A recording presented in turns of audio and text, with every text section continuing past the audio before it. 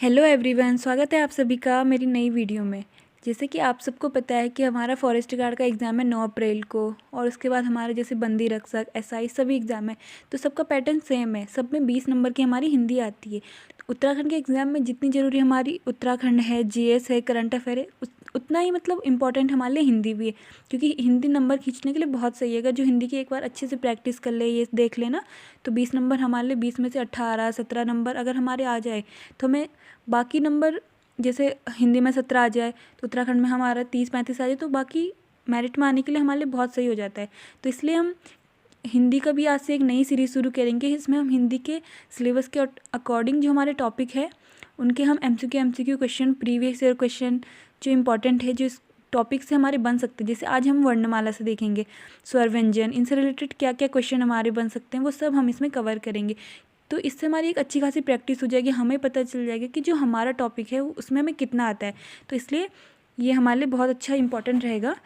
और इससे पहले हमने ल्यूसेंट की भी स्टार्ट करी है, जिसमें हमने ल्यूसेंट की जो ऑब्जेक्टिव बुक है उसके हमने अभी हड़प्पा सभ्यता, वैदिक काल, ये दोनों टॉपिक हमने कवर करा लिए।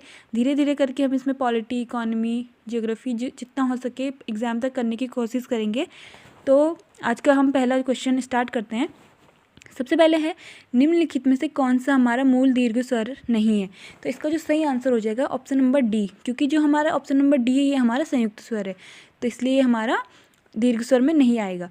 आगे देखते हैं, हिंदी में ध्वनियाँ कितने प्रकार की होती है। तो ध्वनियाँ होती है हमारी 2 प्रकार की, ठीक है। मात्रा के आधार पर स्वर कितने प्रकार के होते हैं। तो मात्रा के आधार पर स्वर हमारे 3 प्रकार के होते हैं, ठीक है। अगला क्वेश्चन देखते हैं, अगर हम जीवा के आधार पर देखें तो स्वर कितने प्रकार के होते हैं। तो जीवा के आधार पर भी हमारे 3 होते हैं और मात्रा के आधार पर भी हमारे 3 होते हैं। आगे देखते हैं, एक से अधिक वर्णों के मेल को क्या कहते हैं। तो एक से अधिक वर्णों के मेल को कहते हैं हम व्यंजन। ऑप्शन नंबर सी इसका सही आंसर हो जाएगा। अगला देखते हैं, ई, च, छ, ज, झ, इनका उच्चारण स्थान क्या है। कंठ है, मूर्धन्य है, तालव्य है, तो ओष्ठ है। तो इसका जो सही आंसर हो जाएगा वो हमारा तालव्य हो जाएगा, क्योंकि हमारा का वर्ग है वो हमारे कंठ से बोले जाते हैं। उसके बाद चा वर्ग आता है वो हमारे तालु से बोले जाते हैं। टा वर्ग हमारा मूर्धन्य से बोला जाता है, मुंह से बोला जाता है। उसके बाद क्या आता है, उसके बाद हमारा ताद वर्ग आता है। तो ता वर्ग जो है हमारा दंत से बोला जाता है और पा वर्ग हमारा होठों से बोला जाता है। तो अगर हम क्रम भी देखें तो सबसे पहले जैसे कंठ आता है, फिर तालु आता है, फिर मूर्धन्य आते हैं, फिर दांत आते हैं, फिर होंठ आते हैं। और इसी तरीके से का वर्ग, चा वर्ग, इनका भी अगर हम क्रमशः देखें तो सही है। याद करने के लिए हम इस तरीके से भी हम याद रख सकते हैं। अगला क्वेश्चन है हमारा, जिनका उच्चारण स्वतंत्रता से होता है, जो व्यंजन के उच्चारण में सहायक होते हैं, तो उन्हें हम क्या कहते हैं। तो उन्हें हम कहते हैं स्वर। Option number B. अगला क्वेश्चन देखते हैं हम। अगला क्वेश्चन है हमारा, निम्न में से दीर्घ स्वर नहीं है।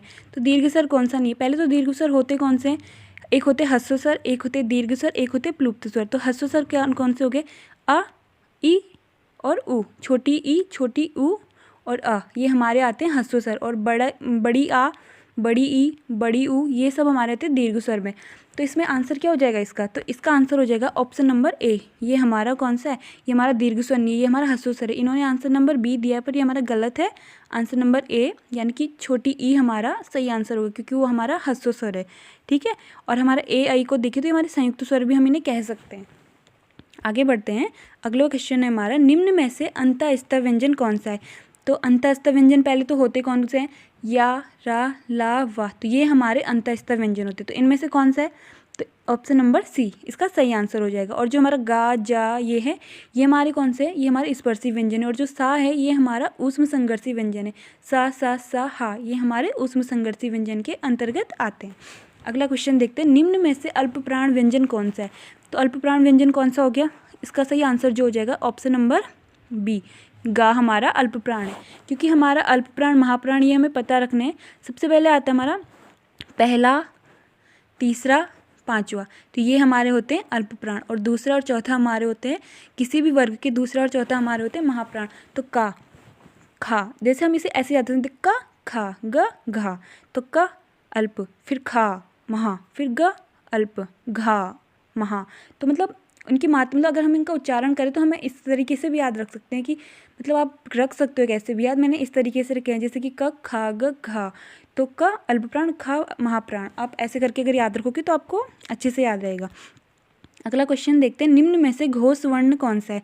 तो घोष वर्ण कौन सा है, तो इसका जो सही आंसर हो जाएगा वो हो जाएगा हमारा जा, क्योंकि जो कोई भी वर्ग है तो उसका जो आगे के दो होते हैं, वर्ग के आगे के दो जो वर्ण होते हैं, जैसे का खा, का वर्ग का का और खा, तो ये हमारे अघोष होंगे, और गा घा गा ये हमारे घोष होंगे। तो इसी तरीके से इसमें ऑप्शन नंबर ए इसका सही आंसर है।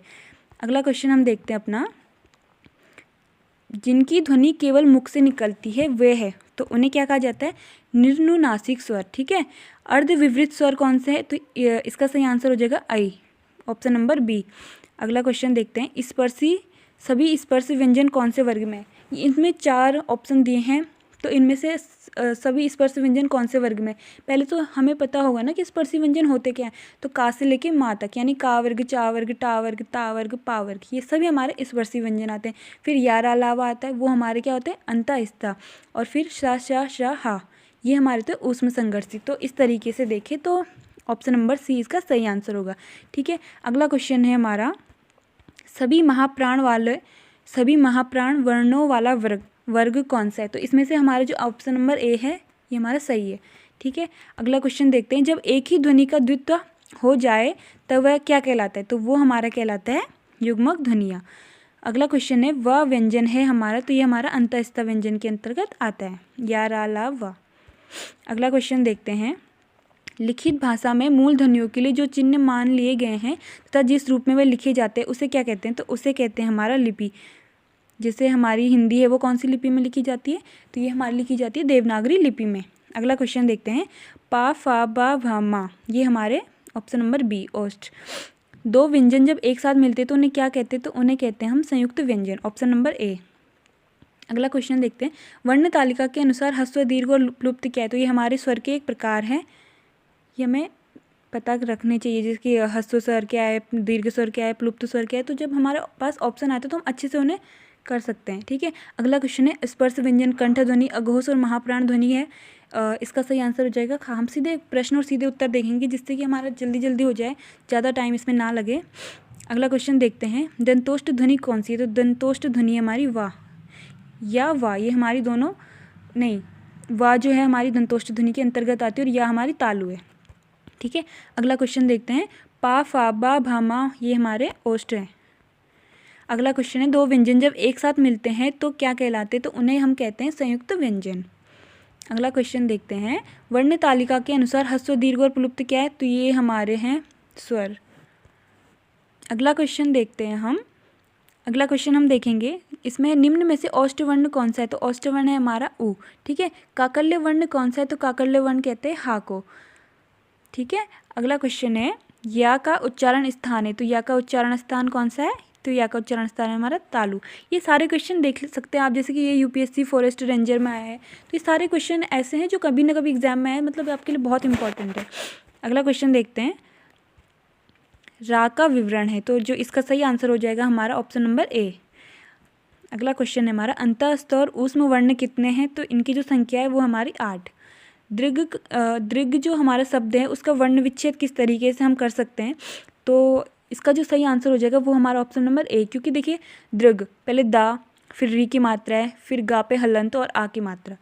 ठीक है, अगला क्वेश्चन है हमारा, सगोश वर्ण कौन सा है इनमें से। तो इनमें से सगोश वर्ण है हमारा बा। अगला क्वेश्चन देखते हैं हम, निम्नलिखित में से कौन सा दीर्घ स्वर है। तो इसमें से कौन सा दीर्घ स्वर है हमारा। तो ऑप्शन नंबर ए, यानी कि आ। अनुस्वार किसका कार्य करते हैं। तो अनुस्वार जो है हमारे पंचम वर्ण का कार्य हमारा करता है। ठीक है, अगला क्वेश्चन देखते हैं, निम्नलिखित में से कौन सा संयुक्त स्वर नहीं है। तो संयुक्त स्वर कौन सा नहीं है इसमें से, ऑप्शन नंबर सी, यानी कि उ। अगला क्वेश्चन देखते हैं हम, निम्नलिखित में से कौन सा वर्ण दंत्य नहीं है। तो इसका सही आंसर हो जाएगा हमारा ऑप्शन नंबर डी, यानी कि या। अगला क्वेश्चन अगर हम देखें, हिंदी स्वरों का वर्गीकरण जब जीव के भाग के आधार पर जाता है तो निम्नलिखित में से कौन सा भेद इसके अंतर्गत नहीं आता है। मतलब जब स्वरों का वर्गीकरण होता है हमारे, जैसे जीव के आधार पर होता है, विवृत संवृत इस आधार पर होता है, मतलब मुंह द्वार के खुलने के आधार पर किया जाता है। तो हम जीव के आधार पर क्या क्या होते हैं, अग्रस्वर, पश्च स्वर, मध्य स्वर, ये होते हैं। ठीक है, तो इसमें से कौन सा नहीं होगा, डी, यानी विवृत स्वर ये नहीं होगा। ये मुंह द्वार खुलने के आधार पर ये हमारे स्वरों का वर्गीकरण है। अगला क्वेश्चन देखते हैं हम, निम्नलिखित में से कंठ ध्वनियाँ कौन सी है। तो कौन सी है हमारी कंठ ध्वनियाँ। तो इसका सही आंसर हो जाएगा ऑप्शन नंबर ए। अगला क्वेश्चन, निम्नलिखित में से उच्चारण स्थान के आधार पर मूर्धन्य व्यंजन है, तो ये हमारा सी यानी टा वर्ग। अगला क्वेश्चन देखते हैं, निम्नलिखित में से अल्पप्राण वर्ण कौन सा है, तो हमारे अल्पप्राण वर्ण होंगे, इसमें हमारे का और गा भी होगा, और ये ए और दोनों हमारे ये सही आंसर है। ठीक है, अगला क्वेश्चन है, निम्नलिखित शब्दों में से नवीन विकसित ध्वनियाँ कौन सी है, तो नवीन विकसित ध्वनियाँ कौन सी हमारी, तो खा और गा, क्योंकि आप इनके नीचे देख सकते हैं ये बिंदी है। ठीक है, तो ये हमारी नवीन विकसित ध्वनियाँ हैं। अगला क्वेश्चन, निम्नलिखित में से कौन सा घोष वर्ण है, तो घोष वर्ण है हमारा माँ, ऑप्शन नंबर सी। अगला क्वेश्चन देखते हैं, निम्नलिखित में से एक वर्ण व्यंजन नहीं है, तो वो कौन सा है, वो हमारा है ऊ, क्योंकि ये हमारा स्वर है, ये व्यंजन के अंतर्गत नहीं आता है। अगला क्वेश्चन है, निम्नलिखित में से कौन सी ध्वनि ओष्ठ नहीं है, तो ओष्ठ नहीं है, कौन सी नहीं है, पा वर्ग कौन, पहले तो हम ओष्ठ क्या होता है, पा वर्ग, पा फा बा भा मा, तो इसमें हमारा जो ता है ये नहीं आएगा। अगला क्वेश्चन है, निम्नलिखित में से नासिक के व्यंजन कौन सा है, तो नासिक के व्यंजन कौन सा है, तो ऑप्शन नंबर बी। ए आई वर्ण क्या कहलाते हैं, तो ये हमारे कहलाते हैं कंठ तालव्य, और अगर हम ओ औ की बात करें तो वो हमारे कहलाते हैं कंठ ओष्ठ। ठीक है, अगला क्वेश्चन देखते हैं, स्वा ध्वनि का उच्चारण स्थान है, तो इसका जो उच्चारण स्थान है वो हमारा तालव्य। अगला क्वेश्चन है हमारा, निम्नलिखित में से कौन सा व्यंजन पार्श्विक है, तो इसका सही आंसर होगा ला जो हमारे उसे पार्श्विक व्यंजन भी कहते हैं। अगला क्वेश्चन देखते हैं, निम्नलिखित में से कौन एक संयुक्त व्यंजन नहीं है, तो इसका सही आंसर हो जाएगा बी। या रा ला वा किस वर्ग के व्यंजन है, तो ये हमारे अंतःस्थ व्यंजन कहलाते हैं, या रा ला वा। निम्नलिखित में से अर्धस्वर कौन सा है, तो हमारा अर्धस्वर है या, और इसके साथ साथ वा भी हमारा अर्धस्वर होता है। ठीक है, निम्नलिखित में से कौन संयुक्त व्यंजन नहीं है, तो संयुक्त व्यंजन कौन सा नहीं है, फा, क्योंकि संयुक्त व्यंजन कौन कौन से होते हैं, अक्ष, त्र, ज्ञ, स्र। आपको ये भी पता होना चाहिए, जैसे अक्ष है तो ये किस किस वर्ण से मिलकर बना है, तो का और सा। इसी तरह त्र, ज्ञ, इन सब का हमें पता होना चाहिए, ये हमें मतलब एग्जाम में इस टाइप के क्वेश्चन आ जाते हैं अक्सर। निम्न में से कौन सा व्यंजन पार्श्विक है, तो इसका सही आंसर हो जाएगा ऑप्शन नंबर सी यानी कि ला। भाषा विज्ञान की दृष्टि से ऊ किस प्रकार का स्वर है, तो हमारा जो ऊ है वो हमारा पश्च संवृत। ठीक है, अगला क्वेश्चन है, वा का उच्चारण स्थान है, तो वा का उच्चारण स्थान है हमारा दंतोष्ठ यानी कि ऑप्शन नंबर सी। अगला क्वेश्चन देखते हैं, कौन वर्ण घोष नहीं है, तो हमारा जो ऑप्शन नंबर है इसमें बी और सी, ये दोनों हमारे घोष नहीं है, क्योंकि ये दोनों अघोष है। अगला क्वेश्चन देखते हैं, किन ध्वनियों को अनुस्वार कहा जाता है, तो हमारा इसका सही आंसर हो जाएगा स्वर के बाद आने वाली नासिक की ध्वनियाँ हमारी अनुस्वार कहलाती है। अगला क्वेश्चन है, किस शब्द में री स्वर नहीं है, तो हमारा कृपा है, कृष्णा है, दृष्टि है, ऑप्शन नंबर डी, इसमें हमारा री स्वर नहीं है। अगला सेम क्वेश्चन है, किस शब्द में री स्वर नहीं है, तो कृपा, दृष्टि, कृष्ण, तो इसमें हमारा आज में हमारा री स्वर नहीं है। निम्नलिखित में से दंत वर्ण कौन सा है, तो इसका जो सही आंसर हो जाएगा ये हमारा ऑप्शन नंबर सी यानी ता। ठीक है, अगला क्वेश्चन है, घा का उच्चारण स्थान कौन सा है, तो घा का उच्चारण स्थान है हमारा कंठ, क्योंकि हमारे का वर्ग का वर्ण है घा, तो का वर्ग हमारा कंठ से बोला जाता है।